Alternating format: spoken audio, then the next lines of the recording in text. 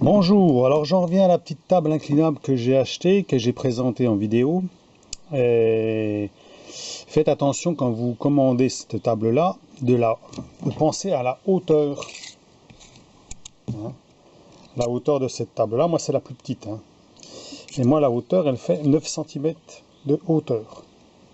Hein, ils disent 9, 9,5. Hein. Sur 18 cm de long. Et sur 13. Alors, on lui dit bien faire attention parce que quand on va l'incliner, forcément on va monter en hauteur. Hein. Ça veut dire que si vous l'inclinez comme ça, ben vous allez vous retrouver à une hauteur plus importante. Hein. Vous allez retrouver à ça.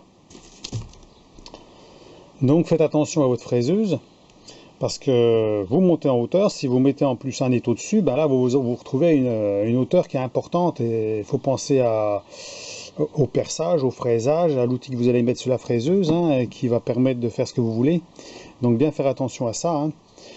C'est pour ça que moi j'ai pris la petite, parce que justement même avec ça, même avec la petite comme ça, quand je mets l'étau dessus, quand je mets le gros étau, hein, il n'y a plus beaucoup de place. Donc bien faire attention quand vous commandez. Hein. Alors la mienne, moi je m'en plains pas, hein, comme je vous ai dit, j'ai fait deux trous. Je n'ai pas fait grand chose dessus, à part la nettoyer, la graisser et puis la ébavurer, parce que quand elle arrive c'est une catastrophe. Les bords ici sont très coupants. Hein, tous les bords là, d'abord que je leur fasse un petit coup, parce que ici, avec une lime, hein, bien passer partout, pour éviter de vous couper les doigts, hein, en dessous, surtout en dessous. J'ai donc passé un coup de fraise dessus là, comme il faut, bien parallèle à la table ici là. Hein, faut que ce soit bien lisse, que quand vous la positionnez sur la table de fraiseuse, vous mettez le comparateur et puis que ça glisse dessus, parce qu'il y a des stries dessus, donc un petit coup de fraise là légèrement. Hein, vous enlevez 3 fois rien. Hein. Les repères qui sont ici ne sont pas d'une grande précision, je le dis bien. Il ne faut pas trop s'y fier, ça donne un ordre d'idée, on va dire. Hein. Vaut mieux avoir un inclinomètre, hein, à ce moment-là pour vérifier l'inclinaison, pour être à peu près sûr. Elle arrive avec aussi avec une manivelle. Celle-ci n'est pas d'origine, c'est moi qui l'ai refait, donc j'ai repris ça de la manivelle et je l'ai refait parce que justement elle est trop petite. Quand vous l'enfilez ici par exemple, eh ben, elle est trop contre. Et ce qui fait que quand vous manœuvrez, eh ben, en fait vous frottez, votre main frotte dessus. Alors donc c'est pas terrible, moi j'en ai refait une autre avec une douille. Hein. J'ai montré dans une vidéo, j'ai fait ça avec une petite douille que j'ai légèrement refait à la fraiseuse pour que ça rentre dans le carré. Comme ça on peut l'incliner. Hein. Alors je me plains pas sur la mienne, mais il y a une petite chose qu'il faut faire attention, c'est le jeu qu'il y a dans le filetage ici, la vis là. Et souvent la partie là et les deux parties ici sont trop éloignées et vous avez trop de jeu. Donc vous pouvez compenser ce jeu-là. Hein. Vous pouvez le compenser à ce moment-là. Hein. Parce que comme on sert de chaque côté ici, une vis de chaque côté ici, vous avez des petites vis là. Il y a 4 vis qui tiennent la partie où il y a le carré pour le serrage. Hein.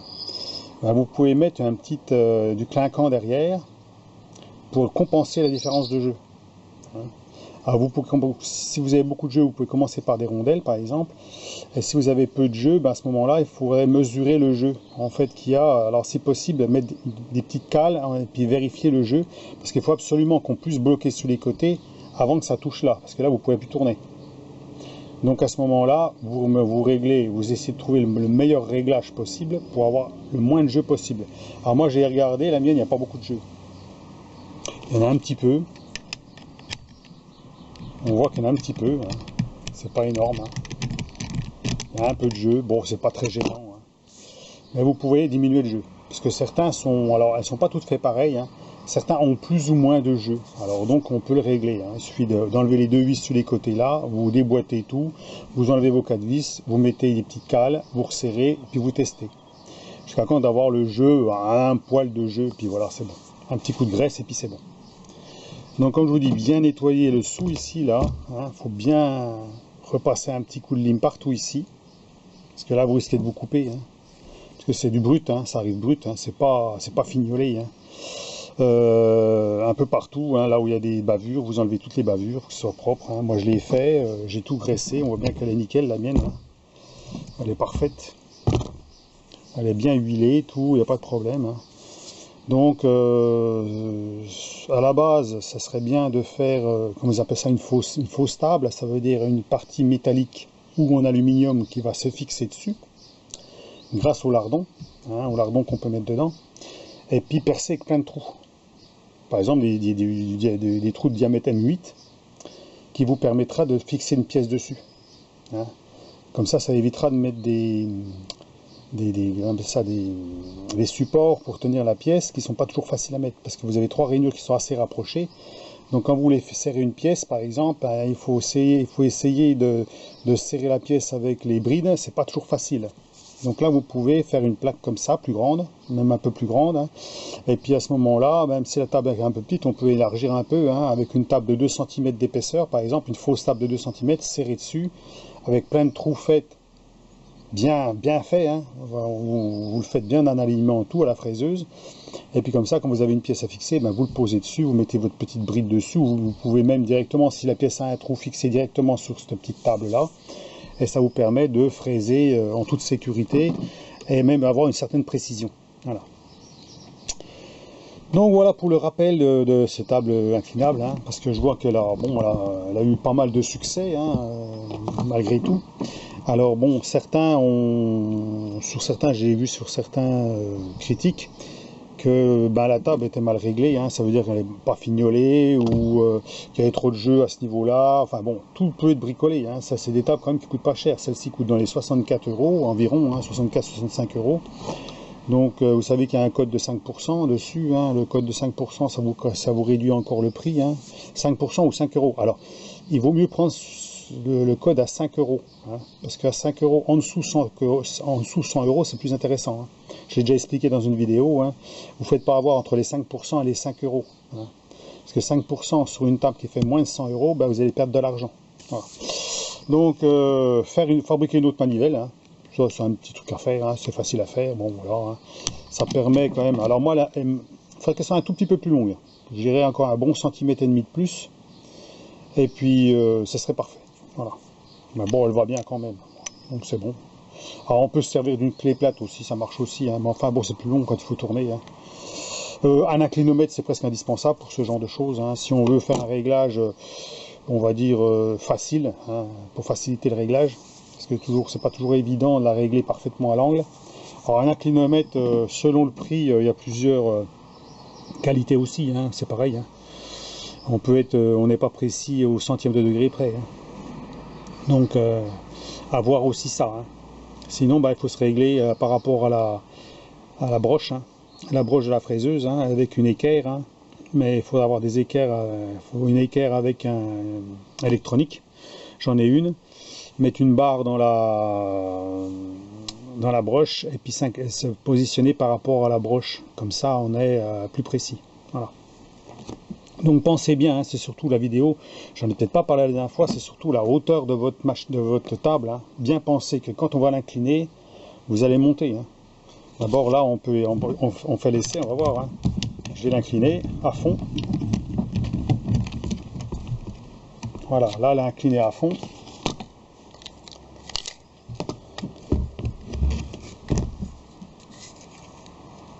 On est déjà à 11 cm au milieu de 9. Donc on a déjà gagné 2 cm. Sans compter que si vous mettez un étau dessus, hein, il va prendre encore de la place. Hein, s'il ne prend pas encore 5 cm, vous allez rajouter encore 4-5 cm au-dessus, hein. Donc là, vous arrivez à 15 cm pour cette petite table-là, hein. Alors si vous prenez la plus grosse, ça va être peut-être 20 cm. Donc faites bien attention à ça, hein. Donc voilà, c'est ce que je voulais dire, hein. Pour pas que vous soyez surpris, hein. C'est parce que ça, c'est pour ça que moi j'avais pris ça, hein. Parce que je me suis douté que avec l'inclinaison, ça pouvait poser problème. D'abord, ça pose problème, hein. Quand je prends mon étau de fraisage, et il est trop gros, hein. Il est vraiment trop limite, c'est pas facile. Donc, il faut prendre un étau plus petit ou un peu moins haut, quoi, voilà. Ou une fausse table, comme j'ai expliqué, pour pouvoir fixer dessus. Comme ça, ben, on ne cherche pas à comprendre, on met la fausse table, on la bride. À la limite, la fausse table, on la règle au comparateur. Comme ça, tous les trous sont bien positionnés par rapport à l'alignement de la table. Ce qui fait comme ça, vous êtes sûr que, voilà, il y en a même qui, j'ai déjà vu, il y a même des trous sur les fausses tables, des trous filetés et des trous pour mettre des, à côté, pour mettre des, comment on appelle ça, des centreurs. Ce qui fait que vous faites des petits centreurs. Vous pouvez positionner une pièce dessus, sur les centreurs, par exemple, à plusieurs niveaux, hein, bien sûr, il faut faire un quadrillage. Et comme ça, vous êtes sûr que votre pièce est bien positionnée. Parce qu'il faut savoir que quand on travaille en angle, ben, il y a intérêt que la table soit bien positionnée. Hein. Parce que si elle a un poil comme ça ou un poil comme ça, ben, votre angle ne sera pas bon. Hein. Vous allez commencer par manger plus de matière et puis finir plus petit ou etc. Hein. Donc, vous n'aurez pas forcément le bon fraisage. Hein. Alors, bien faire attention à l'inclinaison de la table. Qu'elle soit bien dans l'alignement. Voilà les petits conseils que je peux donner pour cette table. Hein. Donc, bon, vous pouvez suivre mes vidéos dessus. J'explique, hein, je l'ai déjà positionné sur ma fraiseuse, j'ai déjà expliqué tout ça. Donc là, c'est une petite explication supplémentaire. Pour ceux qui en veulent un peu plus, ma foi, je peux répondre aux questions, pas de problème. Moi, j'avais juste rectifié les lardons dedans parce que c'est à peu près les mêmes que sur ma fraiseuse, sauf qu'ils sont un tout petit poil plus petits, coincés dedans. Donc, je les ai refait un petit poil pour que ça rentre dedans. Que ce soit rentre juste, hein. Et puis c'est tout, quoi, voilà. Puis un bon graissage, et puis voilà. Mais on voit que la finition est bien, il n'y a pas de problème, elle est bien lisse, elle est bien propre, hein. Dans toutes les positions, on peut regarder, hein. Il n'y a rien à dire. Alors il manque un petit peu de peinture là, mais rien, quoi, hein. Il n'y a absolument rien à redire, hein. Voilà, là les graduations, hein. Alors, les graduations, il y a un petit point ici. Alors bon, faut pas trop s'y fier, hein. C'est pas précis. D'abord, pour arriver à avoir 1 degré là-dessus, c'est pas évident, hein. Voilà, sinon, pas grand chose à dire, c'est tout, voilà. Bon, ma foi, sur ce, ceux qui veulent encore en acheter, ma foi, il n'y a pas de souci, vous pouvez regarder le lien en dessous de la vidéo, je le remets, hein, c'est le lien et le code 5 € ou 5% en fonction du prix que vous allez mettre dedans, voilà. Si c'est 5%, ça sera celle qui sera plus grosse, hein, parce qu'il y a 3 modèles, il y a le petit modèle, un moyen, puis un gros. Donc le gros coûte 170 €, je crois, dans ces eaux-là, ou 140 €, je ne sais plus exactement. La petite c'est 60, et puis il y en a une autre intermédiaire. Voilà. Donc code promo vérifié. Alors le code promo, vous essayez les deux, comme ça vous voyez à peu près. De toute façon, vous pouvez toujours recommencer, hein, c'est pas un problème. Hein. Vous mettez votre code promo, vous regardez combien vous avez de déduction, et puis après, vous effacez le code promo, vous en mettez un autre, puis vous regardez la réduction. Puis comme ça, vous savez exactement ce que vous allez payer. Comme ça, vous ne faites pas surprendre. Voilà. Donc, ma foi, allez, à plus.